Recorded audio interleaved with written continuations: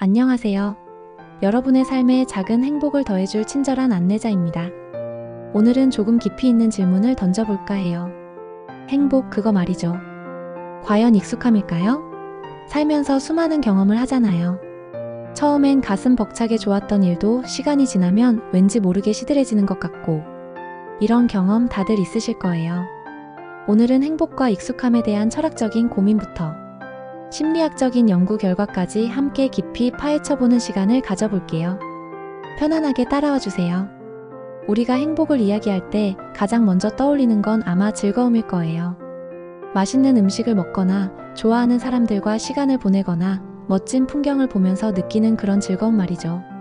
하지만 심리학자들은 행복을 단순히 즐거움만으로 정의하지 않는답니다. 주로 주관적 안정감이라는 복잡한 개념으로 설명해요. 이건 개인이 스스로 얼마나 만족스럽고 기분 좋은 상태라고 느끼는지에 대한 종합적인 평가라고 할 수 있죠. 진화심리학적인 관점에서 보면 우리가 행복을 느끼는 순간들은 사실 생존과 종족, 번영에 유리한 활동을 했을 때라고 해요. 어때요? 뭔가 흥미롭지 않나요?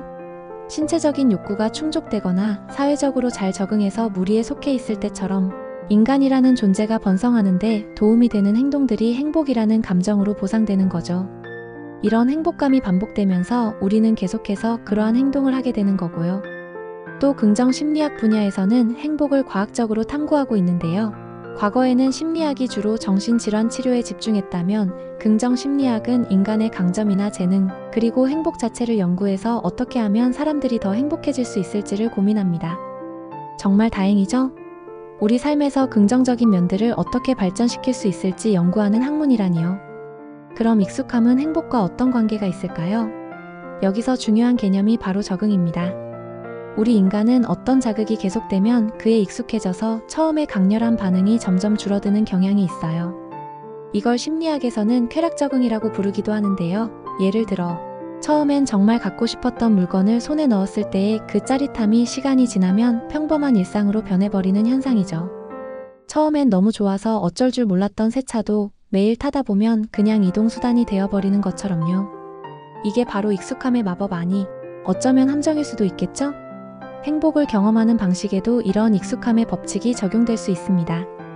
아주 강렬하고 폭발적인 행복감은 자주 찾아오지 않을 뿐더러 만약 자주 찾아온다 해도 우리의 뇌는 그에 적응해서 점점 둔감해질 수 있다는 거예요.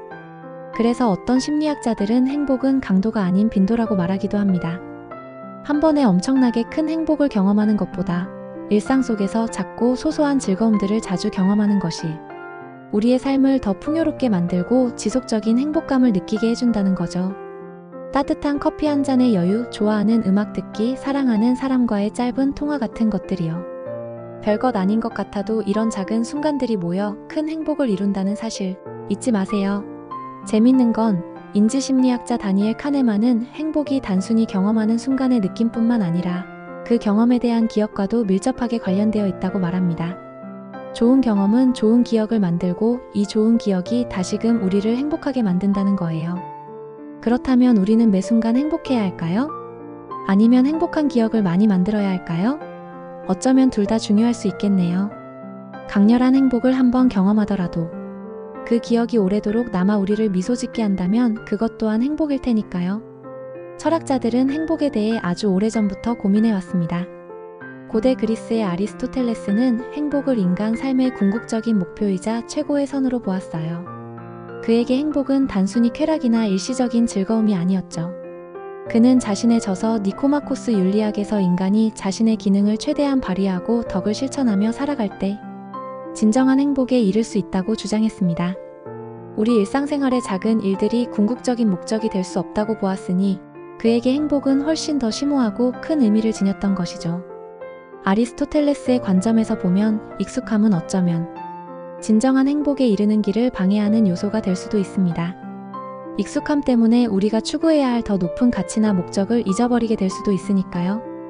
마치 편안함에 안주하여 성장을 멈추는 것과 비슷하다고 할 수 있겠죠. 우리의 욕망 또한 행복과 때려야 뗄 수 없는 관계입니다. 행복은 욕망이 충족되는 과정에서 느끼는 긍정적인 감정과 인지적인 평가의 복합체라고 볼 수 있어요. 우리가 무언가 결핍되어 있다고 느낄 때 그 결핍을 해소하려는 욕망이 생기고 그 욕망이 채워지면 행복을 느끼는 거죠. 배고플 때 밥을 먹거나 목마를 때 물을 마시는 것처럼요. 하지만 욕망은 참 까다롭습니다. 하나의 욕망이 충족되면 또 다른 욕망이 고개를 들고 우리는 끊임없이 무언가를 원하게 되죠. 그리고 다른 사람들과 비교하면서 나는 왜 저 사람처럼 갖지 못할까? 하며 불행하다고 느낄 때도 있어요.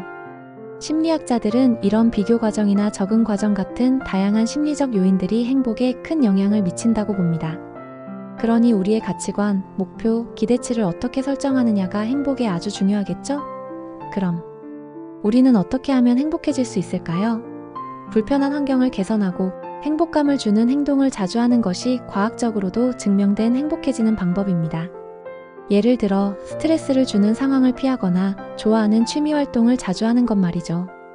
그리고 무엇보다 중요한 건 바로 관계입니다. 타인과의 긍정적인 관계를 맺고 유지하는 것, 그리고 자신과의 관계를 개선하는 것도 아주 중요해요.